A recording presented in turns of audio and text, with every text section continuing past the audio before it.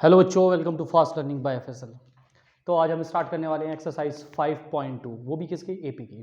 तो चलिए देखते हैं क्वेश्चन नंबर फर्स्ट क्या है हमारे पास में। क्वेश्चन नंबर फर्स्ट है हमारे पास में, fill in the blank in the following table. ये टेबल है हमारे पास में, इसके जो फिल इन द ब्लैंक है वो फिल करने हैं। ठीक है, उसके बाद given that A is a first term, A जो होता है वो हमारे पास में फर्स्ट टर्म होता है। उसके बाद हमारे पास में डी कॉमन डिफरेंस है and a N is the nth term of A P. ये हमारे पास में ए एन जो nth टर्म है और हमारे पास में एन जो है वो नंबर ऑफ टर्म्स है। ठीक है, अब हमने क्या करना है इसमें, ये जो हमारे पास में खाली जगह है उसको फिल करना है। ठीक है, चलिए देखते हैं कैसे करना है। अब हमारे पास में बच्चों क्या होता है, मेन चीज़ इसमें सबसे पहले क्या है, सबसे पहले इसमें समझने वाला जो है, असल में हमारे पास में इसमें कुछ टर्म्स हैं, जैसे कि हमारे पास में फर्स्ट टर्म यानी कि ए, और कॉमन डिफरेंस यानी कि हमारे पास में डी, एन का मतलब नंबर ऑफ टर्म्स और ए एन का मतलब ए एन यानी कि मीन्स nth टर्म। अब समझते हैं कि होता क्या है असल में बच्चे। इसमें क्या होता है कि फर्स्ट टर्म क्लियर होता है सभी को, क्योंकि जो सीरीज का स्टार्टिंग का पहला टर्म होता है उसी को हम क्या कहते हैं, फर्स्ट टर्म बोलते हैं। किसी भी दो कॉन्स्टिट्यूटिव टर्म्स का जो डिफरेंस होता है उसको हम कॉमन डिफरेंस बोलते हैं। जितने भी टर्म्स होते हैं, अगर हम किसी भी टर्म से उसके प्रेसिडिंग टर्म्स को अगर माइनस कर देते हैं तो हमारे पास में कॉमन डिफरेंस आता है, मीन्स उसका गैप जो होता है उसको हम कॉमन डिफरेंस बोलते हैं। उसके बाद हमारे पास में आ जाता है एन का मीन्स नंबर ऑफ टर्म्स, यानी कि जो सीरीज है उसके अंदर कितने टर्म्स हैं। और ए एन का मतलब होता है यानी कि मीन्स जो nth टर्म है, मतलब लास्ट टर्म, यानी कि जो भी टर्म है, जितने भी टर्म्स हैं वो लास्ट वाला टर्म ही माना जाता है। सपोज जैसा ही चलिए समझते हैं। मेरे पास में एक सीरीज है 1 5 7 9 और यहाँ से 1, सॉरी ये तो गलत हो गई, 1 5 1 के 5 आई, उसके बाद हमारे पास में 9 आएगा, 9 के बाद हमारे पास में 13 आएगा, 13 के बाद हमारे पास में 17 आएगा। सपोज दैट ये हमारे पास में एक एपी है, मींस फर्स्ट टर्म क्या है हमारे पास में 1, फर्स्ट टर्म क्या है हमारे पास में 1, यानी कि ए की वैल्यू तो 1 हुई, कॉमन डिफरेंस डी की वैल्यू, इसमें से इसको माइनस करेंगे, 5 - 1 यानी कि 4 आ जाएगा, मींस ठीक है। अभी सीरीज हमारे पास में छोटी सी है, इसका मतलब ये हुआ कि n का मींस नंबर पूछा जाए तो n का मतलब होता है 1 2 3 4 5, n का मतलब है 5, मींस सिर्फ काउंटिंग को हम नंबर ऑफ टर्म्स कह रहे हैं, मींस उनके टर्म्स को काउंट करना, वो क्या कहलाता है हमारे पास में। बट हम ये कहेंगे कि ए एन मतलब कि इसका जो ए एन मींस एन की वैल्यू है 5 और फिफ्थ टर्म की जो वैल्यू है ए एन का मतलब असल में सीरीज की जो सीरीज के अंदर वो टर्म्स होता है जो उसका लास्ट टर्म है, उसको हम क्या कहते हैं, nth टर्म बोलते हैं। मींस ये समझने की कोशिश कीजिए कि जैसे कि इस सीरीज में 5 टर्म है तो पांचवें टर्म की जो वैल्यू है वही हमारे पास में ए एन कहलाती है। अगर हमारे पास में 6th टर्म होते हैं तो हमारे पास में 6th टर्म की जो वैल्यू होती है वही हमारे पास में 6th टर्म कहलाता। क्लियर है एकदम? अच्छा, अब हमारे पास में क्या हुआ है कि इसी से रिलेटेड हमारे पास में एक फॉर्मूला बना था, जो कि हमने फॉर्मूला आपको बताया था। उस फॉर्मूले में क्या था हमारे पास में, समझते हैं। ठीक है, अब हमारे पास में बच्चों एक ही फॉर्मूला है यहाँ पर अभी स्टार्टिंग में। तो हमारे पास में फॉर्मूला था nth टर्म के लिए, nth टर्म की कैलकुलेशन के लिए एक फॉर्मूला था हमारे पास में। उस कैलकुलेशन के फॉर्मूले के लिए क्या होता है, वो फॉर्मूला क्या होता है, A N is equal to A plus N minus 1 into D. हमारे पास में बच्चों यहाँ पर 4 क्वांटिटीज़ हैं हमारे पास में। मीन्स क्या है, एक nth टर्म मीन्स एक nth टर्म की वैल्यू, ये भी एक सीरीज का टर्म होता है। फर्स्ट टर्म एक सीरीज का टर्म होता है, बट जो n होता है सिर्फ सीरीज के टर्म्स की काउंटिंग होती है, और d जो है वो हमारे पास में डिफरेंस होता है टू टर्म्स का। मीन्स ये हमारे सीरीज में नहीं होते, ए भी हमारे पास में सीरीज में होता है और ए एन भी हमारे पास में सीरीज की ही एक टर्म्स को कहा जाता है। तो चलिए देखते हैं कि हमारे पास में पहला क्वेश्चन में क्या है। फर्स्ट पार्ट है हमारे पास में बच्चों, फर्स्ट पार्ट में क्या है हमारे पास में, फर्स्ट पार्ट में हमारे पास में है a की वैल्यू कितनी है 7, यहां पर लिख लेते हैं। a की वैल्यू बच्चों 7 है, d की वैल्यू हमारे पास में 3 है, और n की वैल्यू जो है वो 8 है, और हमें a n की वैल्यू को फाइंड करना है। किसको फाइंड करना है, a n की वैल्यू को फाइंड करना है। तो फॉर्मूला क्या होता है हमारे पास में, a n is equal to a plus n minus 1 into d. अब हम यहाँ पर वैल्यू को पुट करेंगे, चलिए देखते हैं। तो हमें ए एन की वैल्यू ही फाइंड करनी है। वैसे तो ए एन अपनी जगह ऐसा कैसे रहेगा, ए की वैल्यू 7 प्लस एन की वैल्यू कितनी है बच्चों 8 माइनस 1, और डी की वैल्यू कितनी है 3। तो यहाँ पर मल्टीप्लाई 3 है, तो बच्चों पहले इसको हमें सब्ट्रैक्ट करना होगा। 7 प्लस यहाँ से 8 माइनस 1 मीन्स 7 और इंटू 3। पहले मल्टीप्लीकेशन होती है बाद में एडिशन होती है, तो पहले ऐड मत कर देना, ठीक है। प्लस 7 3 21 और ये हो जाएंगे हमारे पास में 28। तो हमारे पास में ए एन की वैल्यू आई है 28। क्लियर है बच्चों, इतना समझ में आ गया आपको? ठीक है, इसमें इतना ज़्यादा कुछ मुश्किल तो नहीं था। इसका मतलब हमारे पास में a की वैल्यू कितनी आई है 28। तो यहाँ पर बच्चों हमारे पास में क्वेश्चन में आंसर आया है 28 और ये हमने फिल कर दिया 28। क्लियर है? मीन्स फॉर्मूला है हमारे पास में an is equal to a plus n minus 1 into d. ठीक है, ये हमने आपको समझा दिया था कि किस तरीके से, अगर आपने नहीं देखा तो प्रीवियस वीडियोस में जाके हमारी देख सकते हैं कि इस फॉर्मूले को किस तरीके से हमने बनाया था। ठीक है, चलिए फिर नेक्स्ट क्वेश्चन, नेक्स्ट पार्ट देखते हैं इसका हमारे पास में। इसके हमारे पास में सेकंड पार्ट क्या है?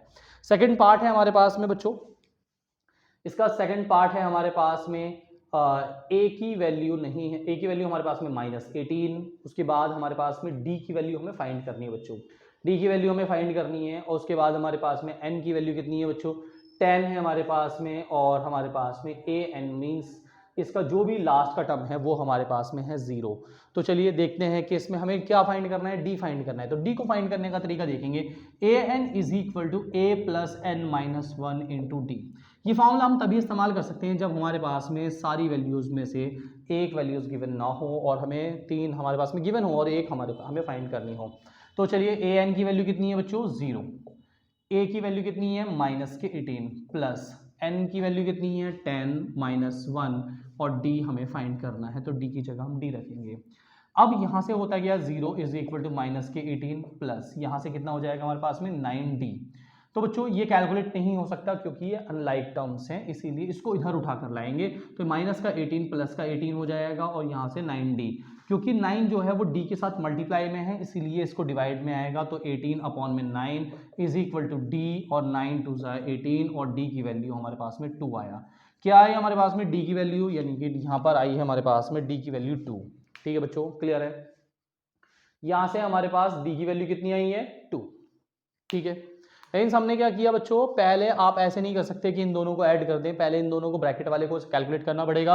और क्योंकि ये अलग है, 9 की d से मल्टीप्लाई हो रही है और 18 अकेला है, इसीलिए इनको कैलकुलेट मत कर देना। उसके बाद ये पहले इधर जाएगा और उसके बाद जो मल्टीप्लिकेशन वाला होता है वो डिवाइड में, ये माइनस में था इसलिए प्लस में आया और ये अभी इसी के साथ इस d के साथ कैसे है मल्टीप्लिकेशन में, इसलिए डिवाइड में आएगा और इस तरीके से कैलकुलेट कर दिया जाएगा। ठीक है, चलिए थर्ड पार्ट की तरफ चलते हैं हम। थर्ड पार्ट देखते हैं क्या होता है। थर्ड पार्ट में भी कुछ नहीं है, इस बार हमें फर्स्ट टर्म ही फाइंड करने के लिए बोल दिया गया है बच्चों। ठीक है, क्लियर है इतना? अच्छा, चलिए देखते हैं कैसे होता है ये वाला। हमारे पास में थर्ड पार्ट देखते हैं। थर्ड पार्ट में क्या है हमारे पास में? थर्ड पार्ट में हमें a फाइंड करना है बच्चों, उसके बाद d हमारे पास में -3 है, उसके बाद n जो है वो हमारे पास 18 है और जो an है वो -5 है। क्या है -5 हमारे पास में। हमें फाइंड क्या करना है इस बार बच्चों, हमें a फाइंड करना है। d की वैल्यू -3 है और n की वैल्यू 18 है और an की वैल्यू -5 है। क्लियर? अच्छा, तो हमारे पास में कितना हुआ बच्चों, क्लियर? देखते हैं, फॉर्मूला लगाएंगे फिर से वही, an is equal to a plus n minus 1 into d. ठीक है, an की वैल्यू है बच्चों -5 और a की वैल्यू हमें कैलकुलेट करनी है प्लस, और n की वैल्यू कितनी है 18 माइनस 1 और ये 1 ऐसे कैसे है, और d की वैल्यू कितनी होगी -3। ठीक है बच्चों, अब यहाँ से -5 ऐसे कैसे ही और ये a ऐसे कैसे ही प्लस ये 17 और मल्टीप्लाई में -3, इस तरीके से -5। और बच्चों ऐसा मत करना है कि इसके साथ कैलकुलेट हो जाएगा, ये इसके साथ ही होगा a प्लस माइनस माइनस 17 3 51 बच्चों। क्लियर है? ये 51 इधर आ जाएगा, -5 प्लस के 51 इज इक्वल टू a, क्योंकि जो माइनस में होगा वो इधर आएगा तो प्लस में हो जाएगा और यहाँ से इसकी वैल्यू जो होगी वो आ जाएगी 46। a की वैल्यू मीन्स क्या हुई बच्चों 46 आया हमारे पास में, यानी कि मीन्स इस सीरीज का जो फर्स्ट टर्म होगा वो हमारे पास में क्या होगा। हमने जो वैल्यूज थी हमने उस फॉर्मूले के हिसाब से उसके अंदर पुट किया उसको और कैलकुलेट करना स्टार्ट किया। बिल्कुल सीरीज में ही करते चले जाते हैं, कोई इक्वल का साइन हम नहीं छोड़ते, कुछ नहीं करते और सीधा सीधा कैलकुलेट करते हैं, वैल्यू को पुट करते हैं, आंसर आ जाता है। इस तरीके से हमारे पास में जो इसकी वैल्यू आई है वो आई है 46। कितनी आई है बच्चों 46 आई है। कितनी आई है 46। ठीक है, मुश्किल तो नहीं है अभी तक कुछ मुश्किल नहीं है। आगे चलते हैं, इस बार पॉइंट वाला क्वेश्चन आएगा जो कि बहुत डरावना सा होता है ना, इसलिए इससे डरना तो है नहीं वैसे ना। तो बच्चों चलिए देखते हैं क्वेश्चन नंबर 4th पार्ट में क्या है हमारे पास में। 4th पार्ट में असल में ऐसा कुछ है नहीं जैसा बच्चों को लगता है, तो 4th पार्ट देखते हैं क्या है। 4th पार्ट में a की वैल्यू फिर से हमारे पास में -18.9 है उसके बाद हमारे पास में d की वैल्यू 2.5 है और n की वैल्यू हमें निकालनी है और an की वैल्यू हमारे पास में 3.6 है। क्लियर है, ये हमारे पास में रखी है हमने। अब हम फिर से देखते हैं, हमसे फिर से फॉर्मूला लगाएंगे तो उसमें चेक करेंगे कि किस तरीके से हमारे पास में वैल्यू आई है।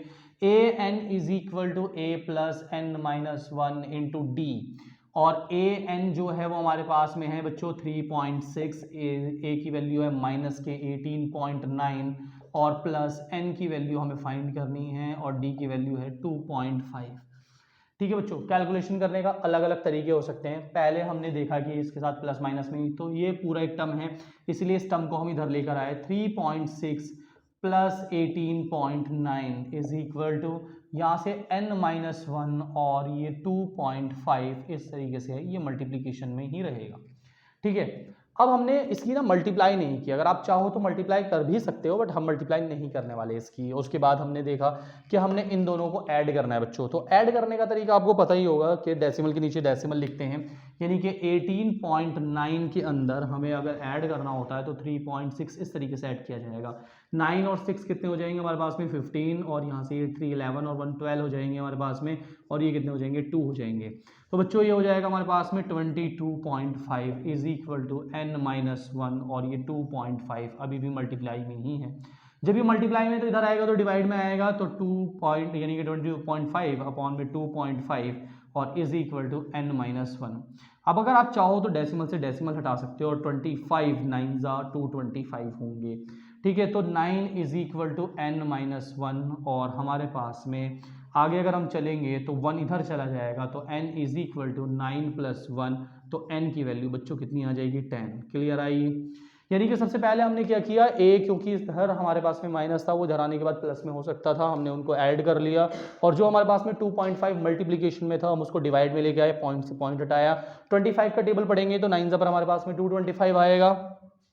अगर आपसे ऐसा नहीं होता तो आप पहले 5 से कट करेंगे, इसको भी 5 से कट करेंगे, फिर और डबल से 5 से कट करेंगे तो हमारे पास में 9 ही आएगा, और n माइनस वन और n माइनस वन का 1 इधर चला जाएगा हमारे पास में, जैसे इधर जाएगा प्लस हो जाएगा, और n की वैल्यू कितनी आ जाएगी बच्चों 10 आ जाएगी हमारे पास में। n की वैल्यू कितनी आई हमारे पास में 10, n की वैल्यू कैलकुलेट हुई है हमारे पास में 10। तो चलिए आगे समझते हैं कि क्या होने वाला है अब हमारे पास में। नेक्स्ट पार्ट, लास्ट पार्ट है हमारे पास में इस क्वेश्चन का। ठीक है, तो चलिए देखते हैं क्वेश्चन नंबर लास्ट में क्या है हमारे पास में। इसमें बच्चों वैसे तो आप समझ सकते हो कि d की वैल्यू कितनी गिवन है, इसमें 0, कॉमन डिफरेंस 0 है बच्चों।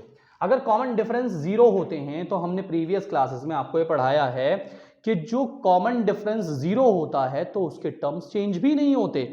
उसके जो टर्म्स होते हैं, फर्स्ट टर्म भी वही होता है, सेकंड टर्म भी वही होता है, उसका एंड टर्म भी वही आएगा, चाहे उसके इसमें 105th टर्म बोला गया है और वो टर्म्स भी उसका वही रहेगा, इसके वो टर्म्स भी चेंज नहीं होंगे।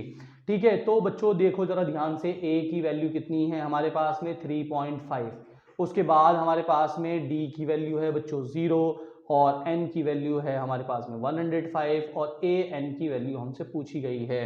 तो फॉर्मूला अगर हम लगाएंगे, क्योंकि कॉमन डिफरेंस 0 है, तो an is equal to a plus n minus one into d, और a की value 3.5 plus n minus one का मतलब 105 माइनस वन, और d की वैल्यू बच्चों 0, तो 3.5 इज यहाँ से प्लस 104 इंटू 0, और यहाँ से जब उसकी मल्टीप्लाई करेंगे तो ये हो जाएगा 0 और ये 3.5, यानी कि उसका 105वां टर्म के बाद भी, यानी कि जो इसका nth टर्म निकला है, मतलब इसका 105वां टर्म, यानी कि नंबर सम कितने काउंट किए उसने वहाँ तक 105 काउंट किए, मगर फिर भी हमारे पास में कितना आया 0 ही। अगर कॉमन डिफरेंस था हमारे पास में तो उसका जो फर्स्ट टर्म जो था वो 3.5 था और उसका 105th टर्म भी 1 यानी कि 3.5 ही होगा।